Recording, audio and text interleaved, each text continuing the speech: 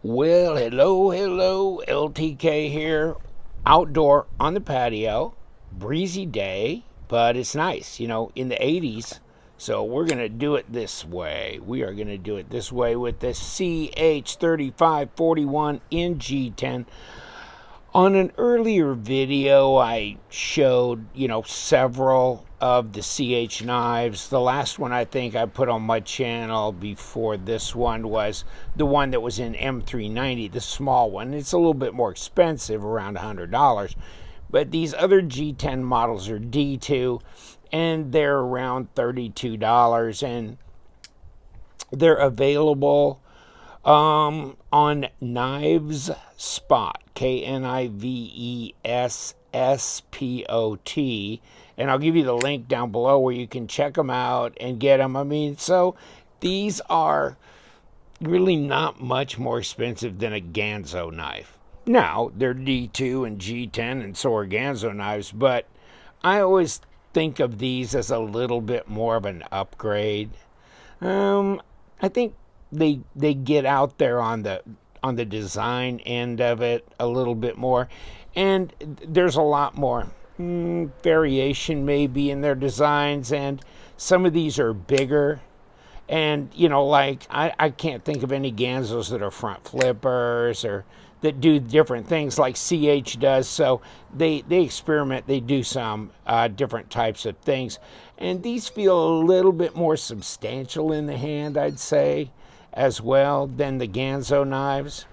So, but really there's not much more to compare them to, because Harn's knives, some things like that, but really even the Sencut knives are more expensive. And then you got everybody else, Kaiser, Bestech, blah, blah, blah, that are making them, but they're in the 50 plus range. Civivi definitely over that. So interesting. But, this is a front flipper, which means there's no flipper tab to hit me on the thumb when this thing comes down. Here's kind of the basic action on this one. I haven't really been messing with it much. We'll take it apart and look at the innards, but yeah, it's got a pretty good drop to it. It's pretty easy to front flip because of that tab, and it's jimped, and there's enough knife blade, there's enough knife handle to hold on to, and it's black G10, and I don't think there are other color options, but look on Knife Spot, there may be. So I haven't looked recently. And then you got some standoffs. It's open design, there's no back spacer, but the standoffs look pretty stout. Pocket clip, nothing to brag about. It'd be nice if they'd incorporate a deep carry in knives, especially tactical looking ones like this. But if you look at the blade and everything, and it's sharp, and I don't have any cutting paper out here, but this, yes, it feels very sharp. And the CH knives that I've had in the past are very sharp as well, right out of the box. This one's 25% lockup, and it's got some jimping on that liner. So, and you got to make sure you don't lay your finger here when you disengage this, because this is all the way back here, so it's got to be clear. Come on. It's got to be clear to come off of there. And then I'm going to cut my thumbnail, right? Doing that.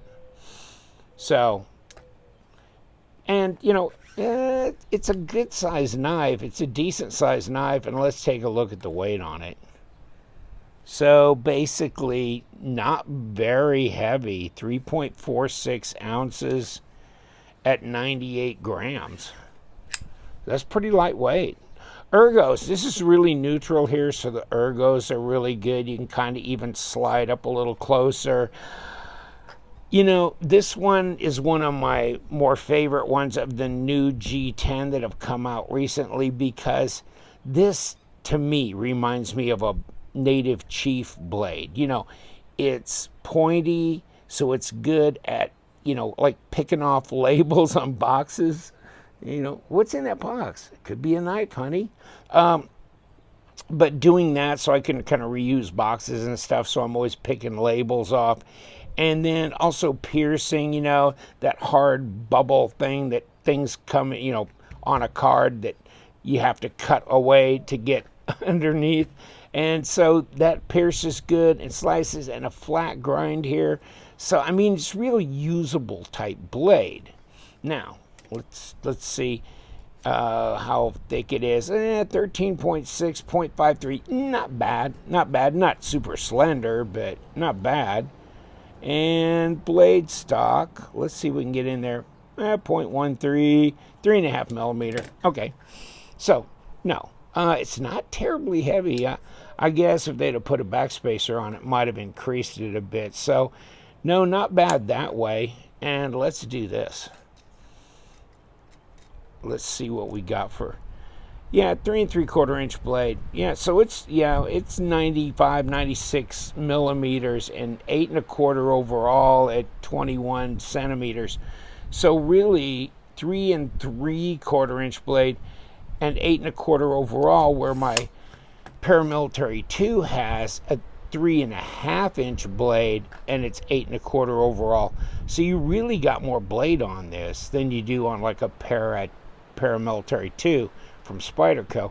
I mean, really, I feel that I like this. I would like it more with a blue handle, or natural G10 would be nice.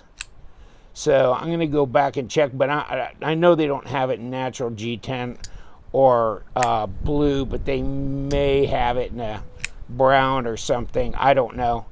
But this is the way I got mine. And it's handy. The ergos are good. Reverse grip is fine. Take a look. Blade to handle length is good. The design flows, of course, this is intentional, so you can't really count that in. But other than that, it flows pretty good. You got G10 on here. It's pretty grippy.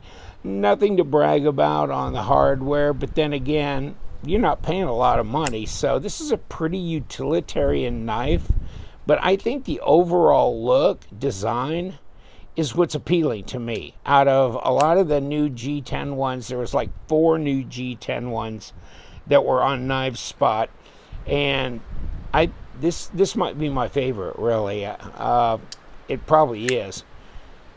And the 3541, they've got 3504, and they got so many other numbers that it's hard to keep up with that because they don't really name them per se, but it comes in a nice box.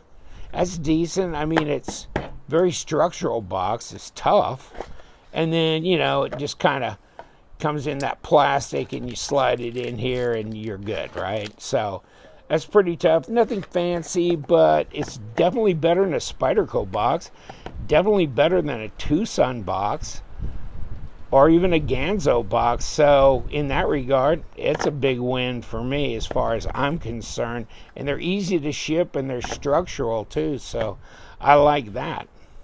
But the owner of CH Knives, Chen Peng, he worked for Kaiser. He was one of the early guys in Kaiser. He's been gone from Kaiser for, 5-6 years or more. So back in the early days when they were getting going, and then broke off on his own. He's got his own, and he's been making knives, and they're good. And we've tested the steel.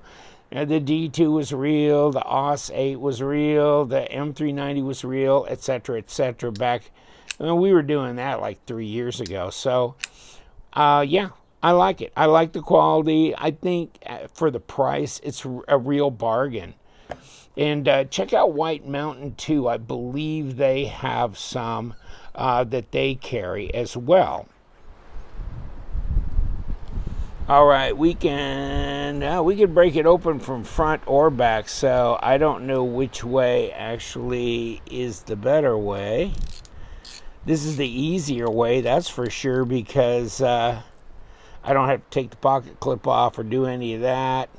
Well, I don't anyhow, really. I'm going to take it apart from the front. And, it comes apart fine. I mean, there's a lot of knives where these standoffs will spin or this or that. I've got to stabilize the screw on the other side, or the pivot will turn or whatever, and I have a hard time. But that's not a problem right here.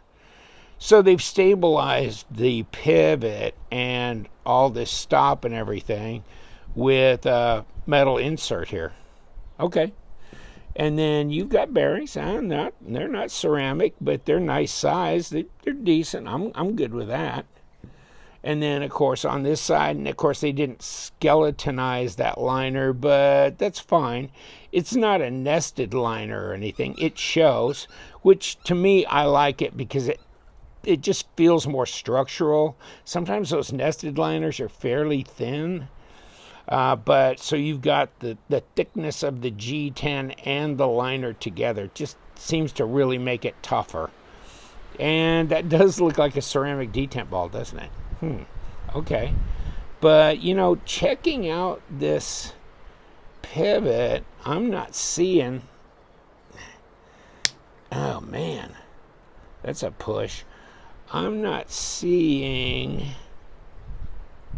that it's D-shaped, and therefore I don't know why it wouldn't completely turn. It might, and it seemed a little bit stuck in place, which worked to our advantage, I think. So yeah, it's one of those, but they do put a Torx entry on both sides, so you can stabilize it if you need to that way. I mean, overall it seems pretty clean and not terribly difficult to work with here. All right, just put this thing back together. Hold on, let me put a little bit of this on here first.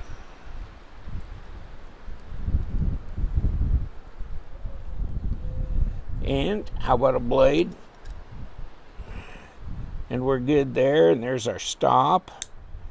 And compress that spring, or that lock bar.